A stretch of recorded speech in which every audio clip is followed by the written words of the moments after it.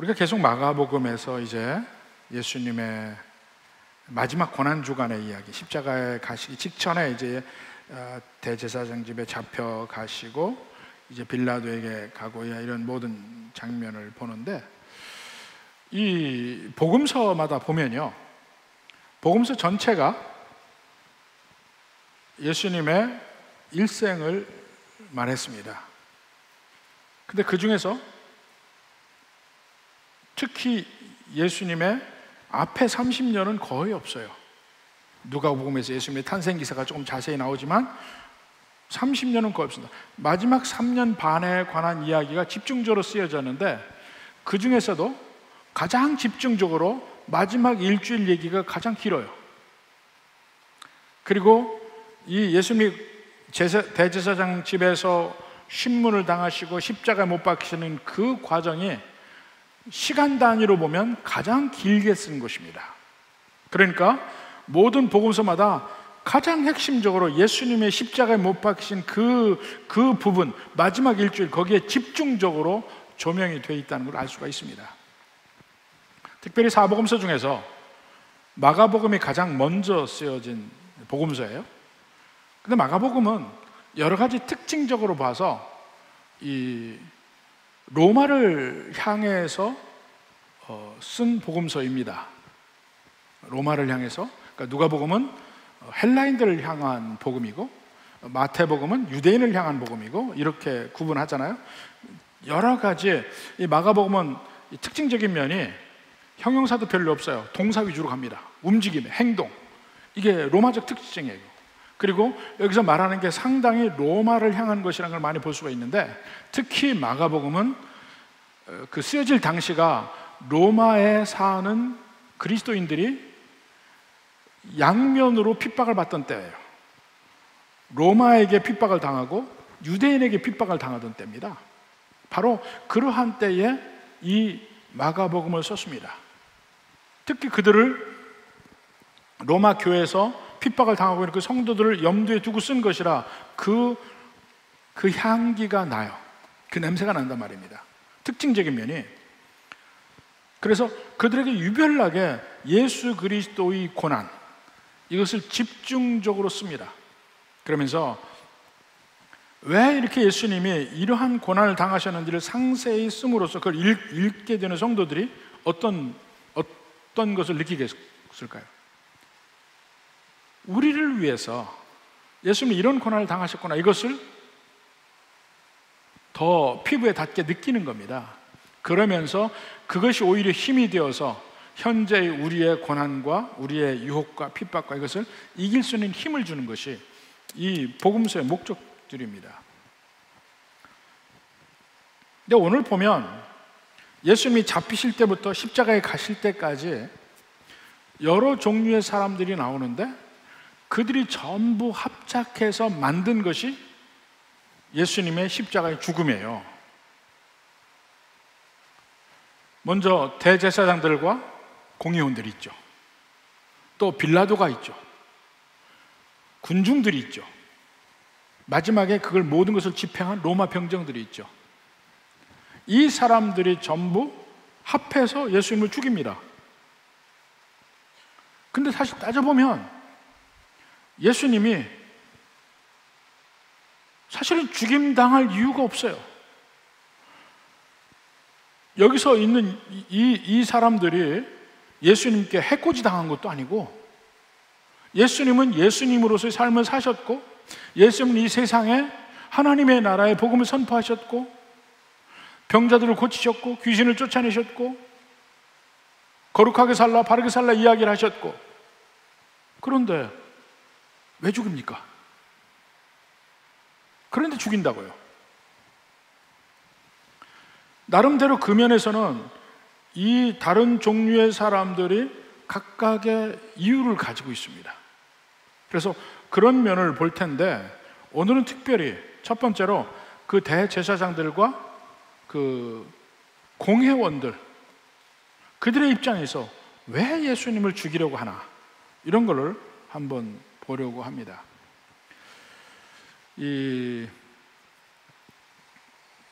오래전에 아마데우스라는 영화가 있었어요. 여러분 기억하실지 모르겠습니다. 아마데우스. 그 아마데우스가 모차르트의 중간 이름이에요.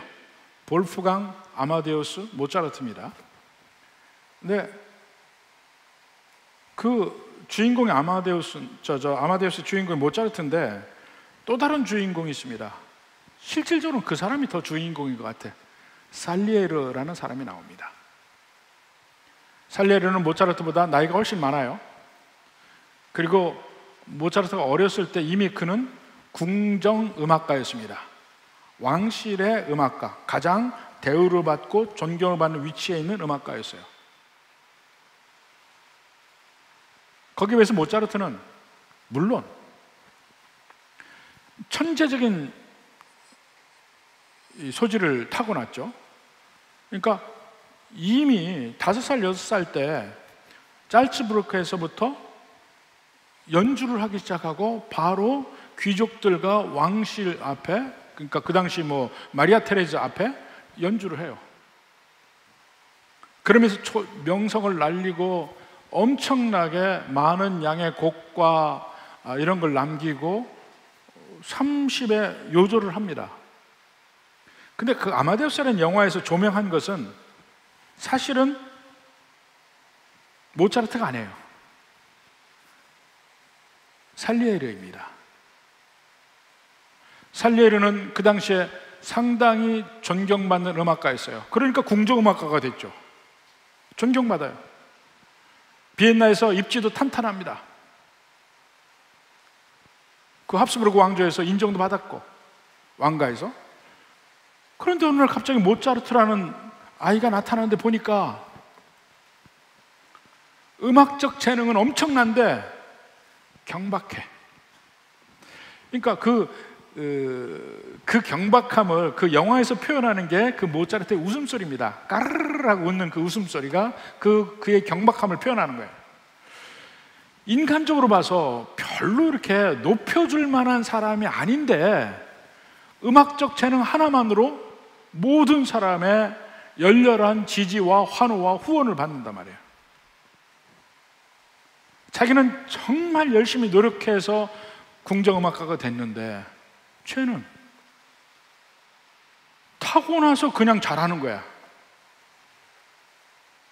도저히 그 모차르트를 견딜 수가 없어요. 그래서 그 영화에서는 그 야사에 나옵니다만, 영화에서는 묘하게 살리에르가 막 모차르트를 몰아가서 실질적으로는 죽인 거다, 이렇게 얘기를 하고 있습니다. 그런데 모차르트 입장에서는 아니 그 사람이 나하고 무슨 관계야? 내가 그 사람의 해코지했어? 아무것도 한 게 없어요. 그런데도 살리에르는 모차르트를 죽여요. 같은 하늘에서 같이 살 수가 없는 거예요. 도저히 그 사람의 존재 자체가 싫은 거야.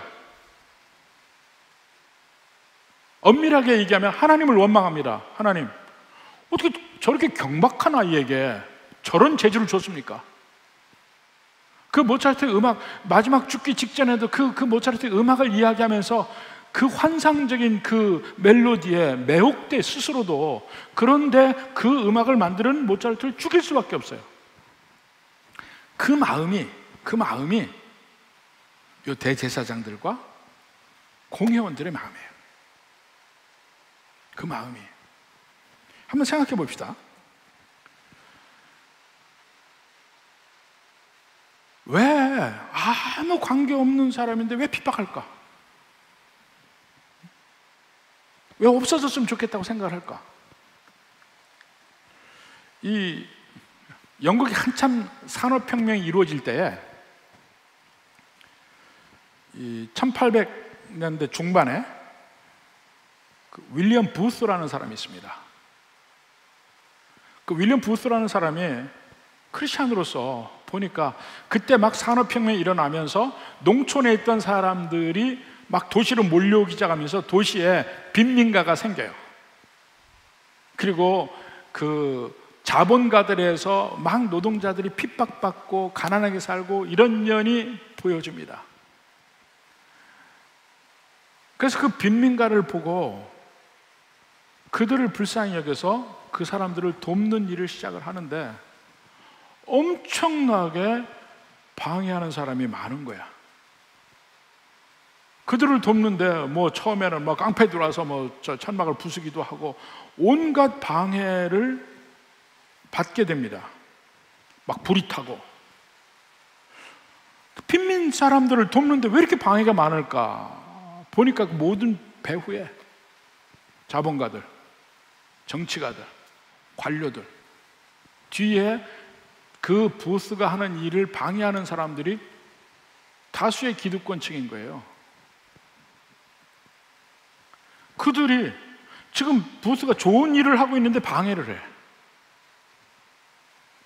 그래서 이거는 전쟁이다 생각을 해서 조직화를 시키는데, 그래서 그 조직화를 군대 조직으로 합니다. 그리고 그 이름을 Salvation Army라고 했어요. 구세군의 시초입니다. 그러니까 복음을 가지고 실제 삶에서 믿음대로 다른 사람에게 사랑을 베푸는 일을 하자. 근데 그것이 전쟁과 같다. 이래서 붙인 게 Salvation Army, 구세군이에요. 구세군, 세상을 구하는 군대. 구세군이잖아요. Salvation Army예요. 근데 보면 그 당시에 그 윌리엄 보스의 구세군을 핍박하는 사람들이 다 크리스찬들이에요. 그 당시 국교가 기독교니까 영국에 성공에 다 크리스찬들이에요. 자본가 크리스찬들, 정치가 크리스찬들, 관료들 크리스찬들, 모든 사람이 크리스찬들이에요. 그런데 그들이 한결같이 보스가 하는 일을 방해하고 못하게 하려고 하는 거예요. 도대체 왜 그러냐고요. 그 이유를 한번 생각해 보십시오. 그들의 마음이 바로 이 대제사장과 공의원들의 마음이에요. 그들은 제일 먼저 예수님을 붙잡을 때 종교적 이유를 들었죠. 죄목을 찾았습니다. 하나님의 아들이라고 했어요. 성전을 회파한다는 얘기했어요. 이거는 신성모독이자 대제사장이 옷을 찢고 뭐 더 이상 재판할 필요도 없다, 사형이다, 이렇게 합니다. 근데 사실은 그들이 겉으로는 종교적 이유를 댔지만 밑에 진정한 이유는 따로 있다는 거예요. 제일 먼저 그들은 기득권층입니다. 이스라엘의 유대교 안에서 가장 특권을 누리는 사람들이 대제사장들과 공의원들이에요. 종교적으로 최고의 입법기관이 공회잖아요. 산헤드린. 근데 어느 날 예수님이 나타났어요. 수많은 사람들이 예수님을 따라. 이제까지는 사람들이 자기를 따랐어요. 우리는 성경을 볼 때 예수님을 핍박한 사람 보면 이 사람 나쁜 사람 딱 찍어 놓는데 사실은 나쁜 사람이 아니라니까요. 우리와 똑같은 사람들이에요. 근데 그들은 어땠냐면 여러 사람들 앞에서 존경받는 사람들이었어요. 다른 사람이 볼 때도 거룩하게 보였어요. 모든 사람에게 상냥하게 대고 웃어주고 친절하고 그 사람들이에요. 공회원들이 성경도 많이 알고 성경대로 지키고 살려고 노력도 하고. 그런데 그러니까 그냥 아무 일이 없이 그냥 지나가면 이들은 스스로 가장 종교적이고 하나님을 제일 잘 믿는 사람이고 문제없이 평생을 살다가 누리다가 가는 거야. 그런데 어느 날 예수라는 사람이 나타났어요. 사람들이 자꾸 그쪽으로 모여 위기의식을 느껴요. 이 권력이라는 게 물론 눈에 띄는 권세도 있고 권력도 있고 그렇지 않은 권세도 있습니다. 사람들의 존경까지도 다 일종의 파워예요. 근데 그런 것이 한번 누리기 시작하면요, 이게 중독성이 있습니다. 이걸 누리고 살다 보면 중독성이 있어요. 돈도 많아져서 그 돈의 재미를 느끼게 되면 중독성이 있습니다. 그래서 이 크리스찬들이 돈을 많이 벌 수 있는데 돈이 많이 벌린다고 거기에 맞춰서 생활을 하다 보면 중독성이 있어서 내려오질 못해요. 그래서 돈이 많고 적음을 관계없이 좀 절제하는 생활을 하라, 그렇게 가르쳐요. 청교도 정신이라는 게 기본적으로 그런 겁니다. 절제하는 생활을 하다 보면 돈은 모이게 돼 있어요. 그렇지만 돈이 모여진다고 그것을 다 누리고 살지는 말라는 거예요. 그게 절제입니다. 그게 청교도 정신이에요. 왜냐하면 중독성이 있어요. 권세도 일을 하다 보면 권세 있는 자리에 앉을 수도 있고 큰 권세, 작은 권세 여러 가지가 있습니다. 그렇지만 거기 있으면서 그것을 내가 누리면 안 돼. 공공적으로 그걸 내가 의무라고 생각하고 일을 해야 되지, 그 권세를 누리기 시작하면 그게 중독이 돼서 놓기가 힘들어요. 그 권세를 누린 사람들은 언젠가 그 권세를 놓을 날이 오거든요. 그것을 놓을 때 굉장히 스스로도 옆에 본 사람도 비참하게 보이죠.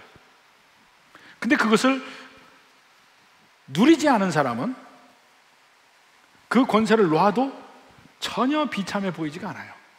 괜찮아. 극명하게 차이가 나는 거예요. 근데 이 당시 이 대제사장들과 공회원들은 그걸 누렸던 사람들이에요. 근데 그것이 없어지게 생긴 거야. 예수라는 사람이 나타나서 그쪽에 모이니까 위협을 느낀 겁니다. 또 다른 면에 이제 이유를 대는 것이, 대제사장이 저렇게 모이다 보면 예수님이 실제로 하나님이 보낸 사람이다 안 한 사람은 그거 아무 관계 없어요. 저렇게 모이다 보면 사람들이 모여서 로마에 반란을 일으킬 가능성을 생각하는 거예요. 그렇게 되면 우리 모든 걸 다 잃게 되는데, 이 생각입니다. 요한복음 11장 48절 봅시다. 대제사장이 말해요. 만일 그를 이대로 두면, 예수님을, 모든 사람이 그를 믿을 것이요, 그리고 로마인들이 와서 우리 땅과 민족을 빼앗아 가리라. 사실은 이 말 속에 우리 땅과 민족을 빼앗아 가리라, 그 민족을 걱정하는 게 아니라 자기 기득권 뺏길까 봐 걱정하는 거예요. 사실은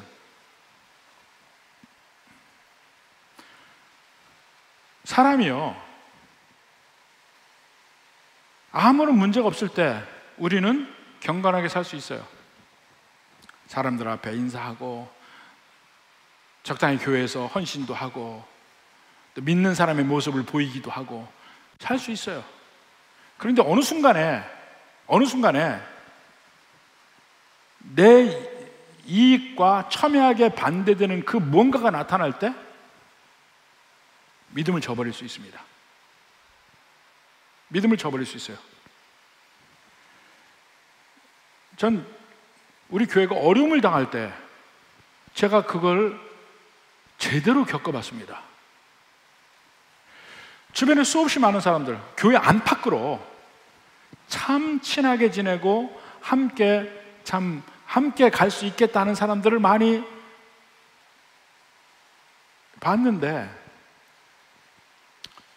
교회 안에서도요, 완전히 반대한 사람 말고 그래도 나머지 사람들은 대체로 잘 지내고 우호적이고 좋아하고 했는데, 어느 순간 보니까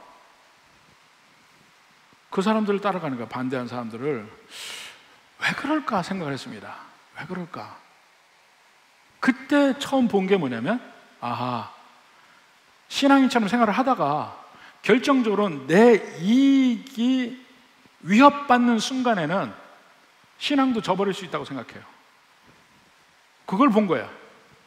그래서 지난번에 우리 은퇴 장로님들 모일 때 제가 그 얘기도 했습니다.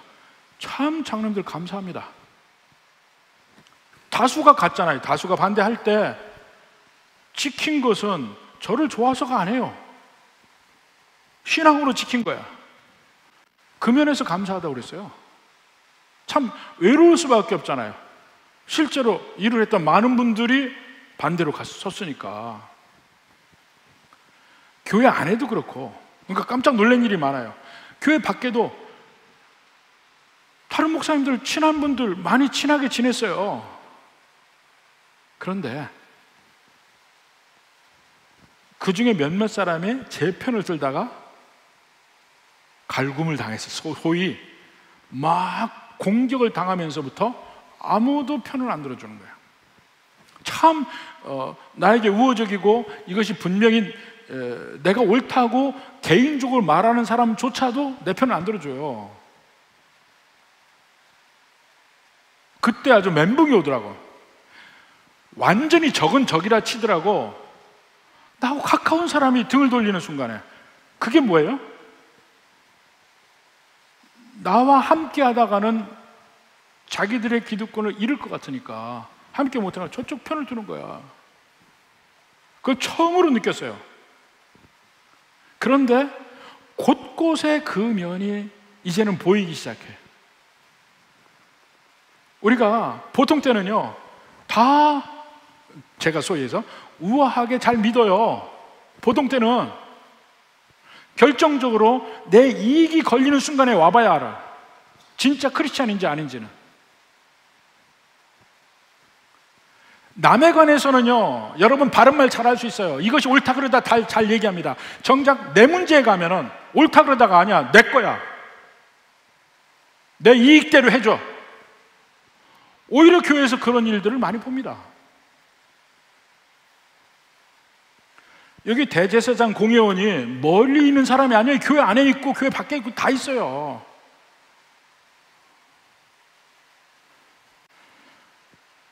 이익이 걸리면, 내 직접적인 이익이 걸리면 거짓이 진실을 누릅니다.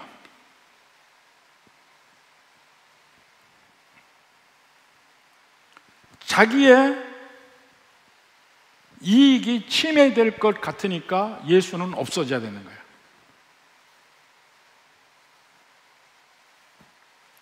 그런 면이 모여서 예수님을 십자가에 가게 하는 거예요. 별거 아닌 것 같아. 이번에 내 이익만 걸린 거, 이것만 좀 해결하면 그래도 나는 계속 신앙생활 할 것 같아. 그렇지만 그런 게 모여서 예수님을 십자가에 가게 했다니까요. 여기 공회원 70명이에요. 나중에 보면 가말리엘 같은 사람도 있어요. 사도행전을 보면. 그런데 거기서 아무 말이 없다니까. 지금 여기 예수님을 지금 사형에 보낼 때는 아무도 얘기 안 해. 자기가 손해를 당할까 봐. 그리고 예수님이 물론 그 당시에도 메시아를 기다리고 있지만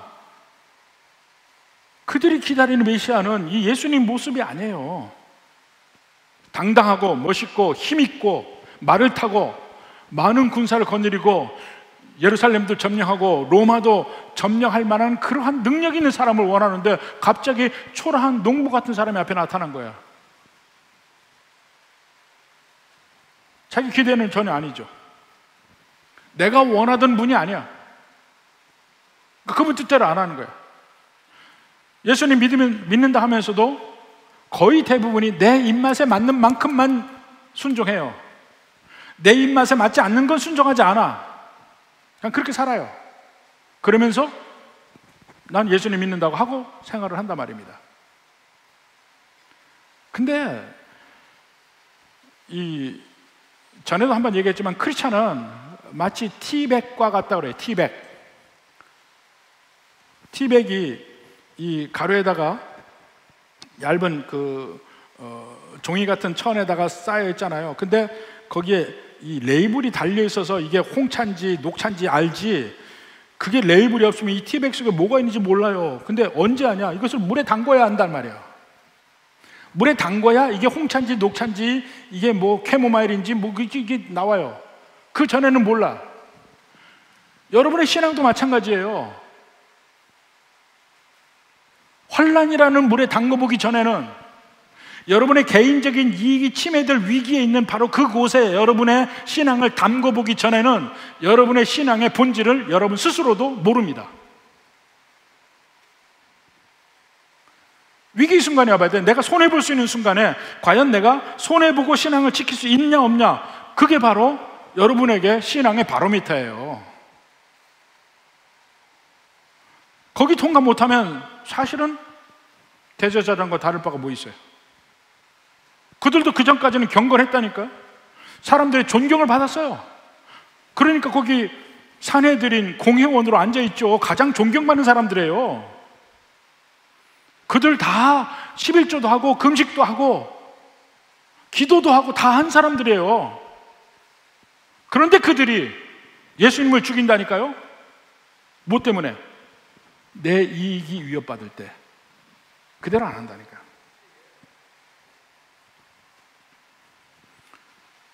내 기대와는 다른 예수님이야. 그거는 안 받아들여요. 또 하나 이유가 있는데 참 중요한 이유입니다. 예수님 존재 자체가 부담스러워요. 예수님 존재 자체가 부담스러워요. 그게 무슨 얘기냐면 예수님이 하신 일을 보면 예수님이 성전 청소를 하셨어요. 왜 이 성전을 강도의 소굴로 만드느냐? 성전 뜰에서 장사하는 사람들 다 내쫓잖아요. 근데 그 사람들을 누가 용납한 거예요? 성전을 지키고 운영하는 대제사장들과 공의원들이 용납한 거예요. 예수님의 성전 청소를 통해서 그들이 얼마나 진정한 경건에서 떠나 있는 것을 그냥 드러내 보이는 거야.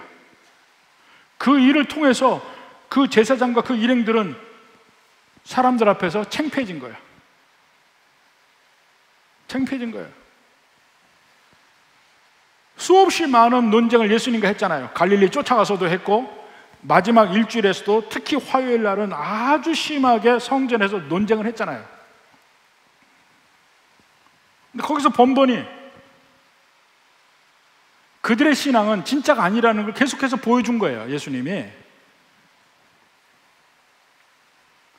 실제 예수님의 삶을 놓고 보면 전혀 예수님에게 흠잡을 게 없거든요. 근데 자기들은 보면 흠이 많잖아요. 위선적이잖아요. 그러니까 그러한 예수님이 바로 그들 곁에 존재한다는 것 자체가 그들에게 부담이 되고 힘든 거예요. 없애버려야 돼요.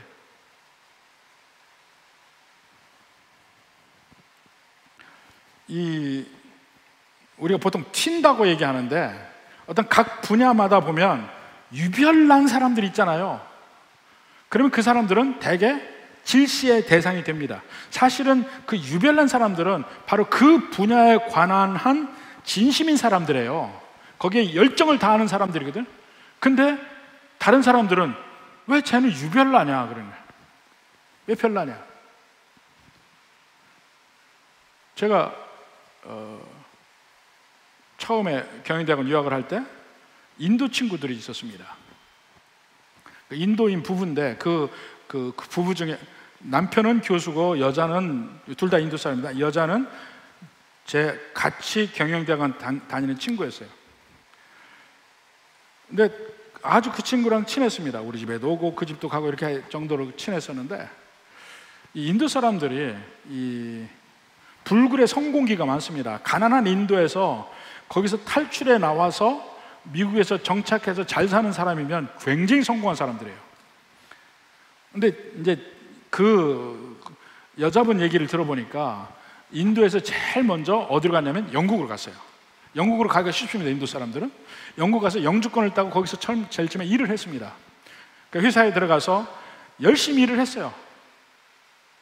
근데 어느 날 그 동료가 부르더래. 따로 한 달, 두 달 좀 지났는데 동료가 부르더니 너 그렇게 일하지 말라고 그러더래. 왜 그러냐니까 지금 노동조합에서는 회사하고 얘기를 해서 일주일에 5만큼의 일을 하는 것이 가장 적절하다 이렇게 협약을 맺은 거예요. 근데 이 인도 여자는 회사에 들어와서 너무 감사하고 그리고 자기의 평소의 모토대로 성실하게 일을 한 거야. 일을 하다 보니까 8을 일을 했어요. 계속 매주 8을 일을 하는 거야. 다른 친구들은 5를 일을 하는데 그러니까 다른 친구를 부르더니 너도 앞으로 5만 해.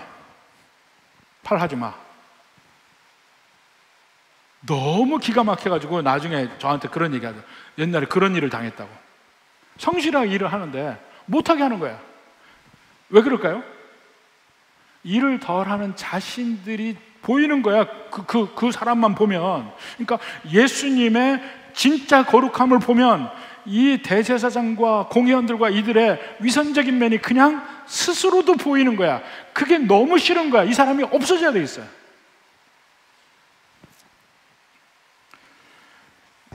이런 면이 그때만 있는 게 아니에요. 그 이후로도, 지금 현재로도, 우리 사회에도, 우리 교회에도, 교회들마다도 다 있어요. 진정한 믿음은요, 질투가 없습니다. 진정한 믿음은. 근데 가식적이고 위선적인 믿음은 질투가 있어요.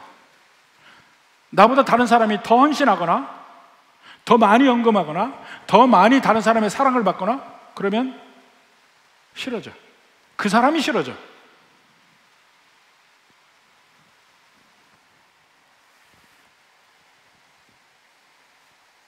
한참 아프리카 선교가 될 때에 이제 유럽의 선교사들이 아프리카에 가면 대개 이제 전진 기지 캠프를 만듭니다. 선교 센터를 만들어 놓고 거기에서 이제 각 부족으로 이제 전도를 나가는데, 한 부족의 추장이 이제 그 선교 센터에 이제 방문을 왔어요.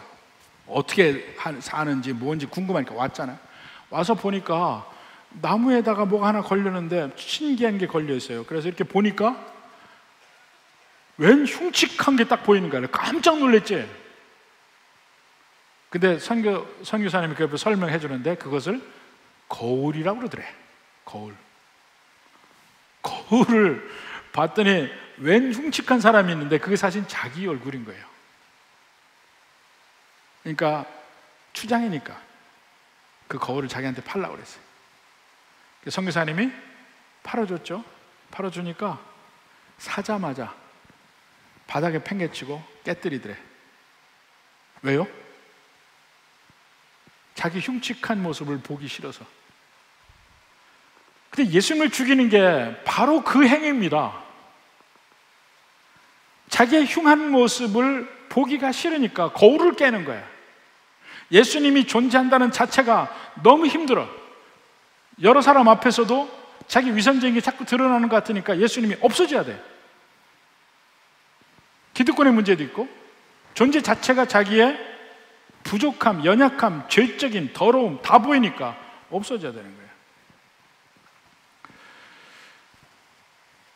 이런 마음이 우리에게도 다 있습니다. 누구에게나. 예수님은 거울과 같은 존재예요. 우리가 누구인지를 알게 합니다. 근데 일상생활에서도 그런 면들이 나타나요. 우리의 아무 관계도 없는데 괜히 그 사람이 나의 어떤 연약한 면, 죄적인 면, 잘못된 면을 드러내게 만드는 사람들이 있어요. 이제 그 사람은 핍박하게 돼 있어요. 대표적으로 지금은 어떤지 모르겠지만 옛날에 이 믿는 사람들이 군대에 가면 이 쫄병 때 굉장히 핍박을 받습니다. 예수 믿는다고. 근데 예수 믿는다고 핍박받는 게 뭐냐면 주일날 교회 간다고. 사실은 옛날에는요, 그 평일에는 각 부서에서 일을 하고 주말이 되면 사역이 있습니다. 잔디를 뽑으라, 어떻게 평탄 작업을 해야 된다, 일들을 주말에 많이 해요. 그런데 주말에 사역병 몇 명 뽑아서 가야 되는데 쫄병이 교회 간다고 없어지면 골치 아프지. 핍박을 해요. 못 가게.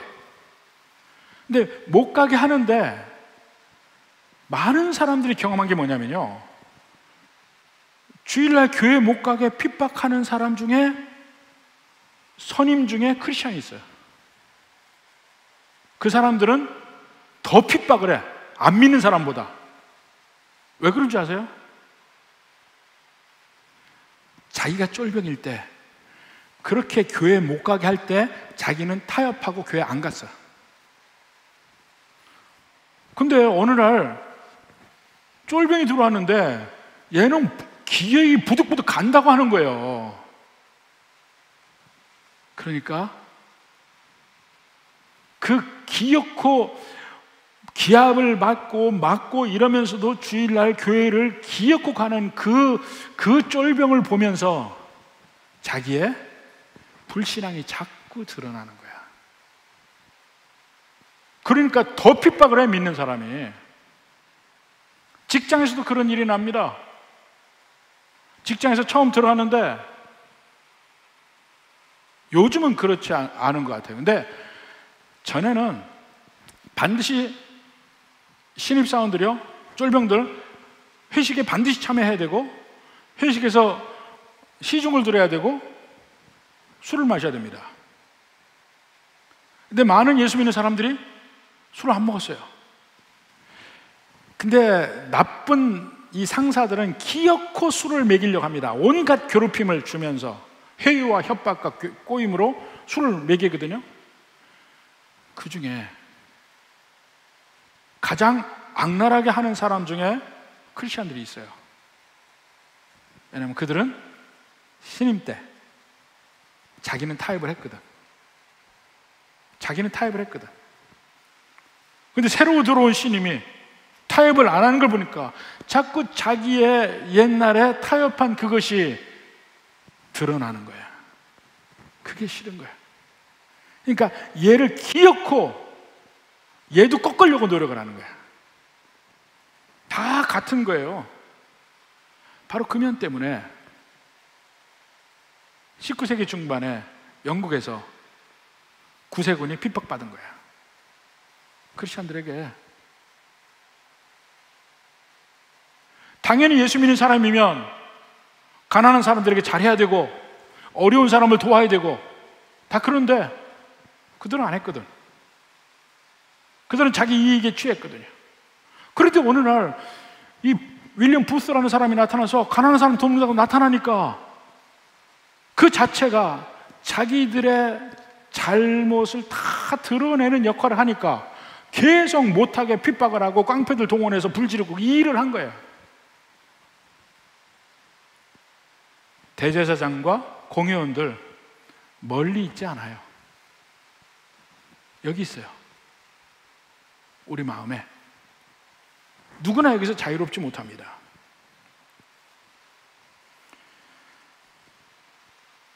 결국은 예수님을 죽음의 길로 이들이 모으는데 빌라도에게는 죄목을 뭐라고 붙였어요?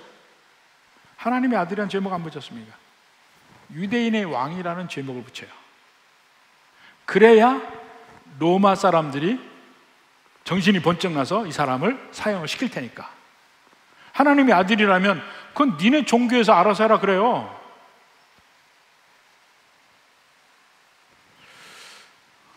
여러분 한번 생각해 보십시오. 요즘에 점점 예수님 믿고 악착같이 뭔가 지키며 살겠다는 면이 점점 없어지는 사회예요. 적당히 타협하고 사는 게 익숙해진 사회입니다. 그래서 그걸 불러서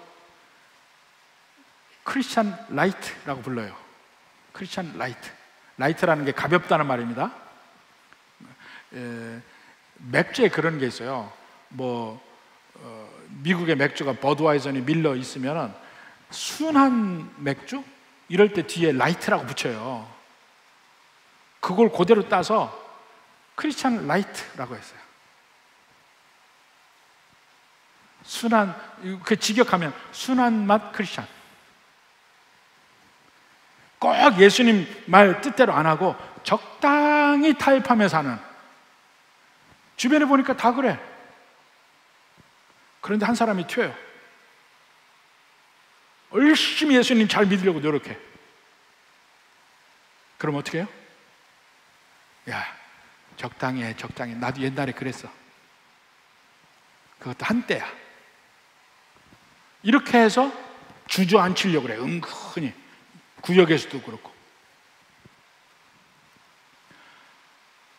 저는 목회 중에서 정말 보람 있는 대목 중에 하나가 뭐냐면 제자훈련이에요. 제자훈련, 사역훈련. 그래도 이제까지 그냥 예배만 참석하면 되는 줄 알고 살다가 본격적으로 삶의 변화를 위해서 훈련받는 것이 제자훈련, 사역훈련이에요. 그러면 거기서 삶의 직접적인 변화를 요구하잖아요. 그러면은 열심히 노력하는 모습을 보입니다.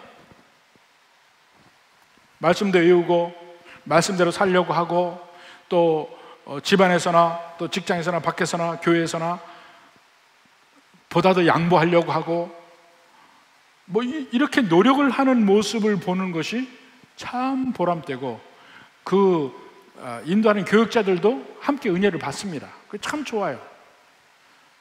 물론 끝나고 나면 다시 옛날로 돌아가는 사람도 있고 계속 그걸 하려고 노력하는 사람도 있고 하지만, 적어도 그 훈련하는 그 동안만은 참 힘써 노력하는 면을 보입니다. 근데 꼭 옆에서 초치는 사람도 있어요. 나도 옛날에 그랬어. 뭘 그렇게 별나게 믿냐? 근데 예수 믿는 건요, 별나게 믿어야 돼요. 왜냐하면 워낙에 세상이 그러니까 제대로 믿는 것이 마치 별난 것처럼 보일 뿐이에요. 그 당시에 예수님도 갑자기 별난 사람이 나온 것 뿐이에요.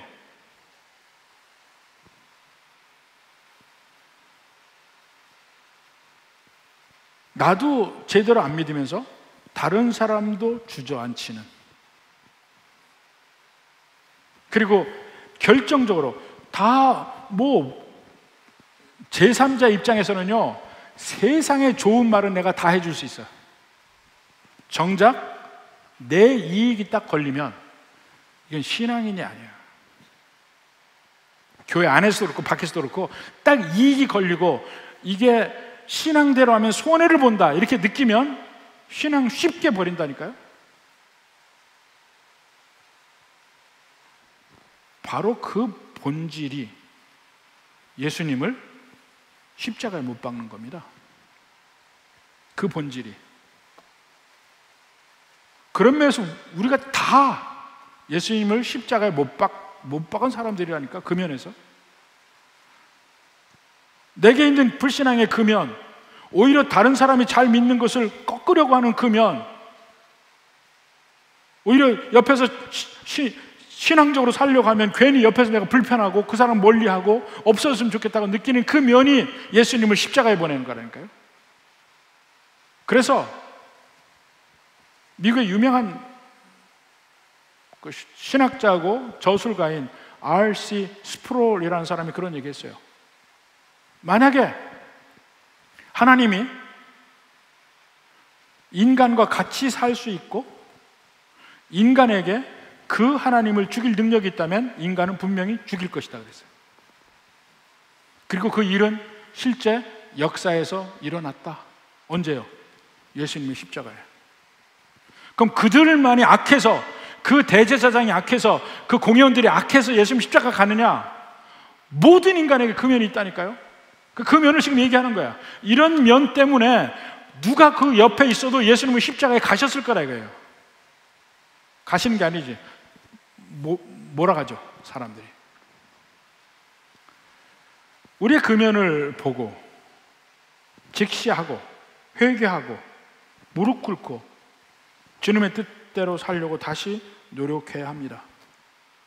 내가 설령 손해를 보더라도 손해를 감수하고 주님의 뜻대로 살겠다는 결기가 필요한 때입니다. 부디 이러한 은혜가 있는 진정한 그리스도인 되기를 주님의 이름으로 축원합니다.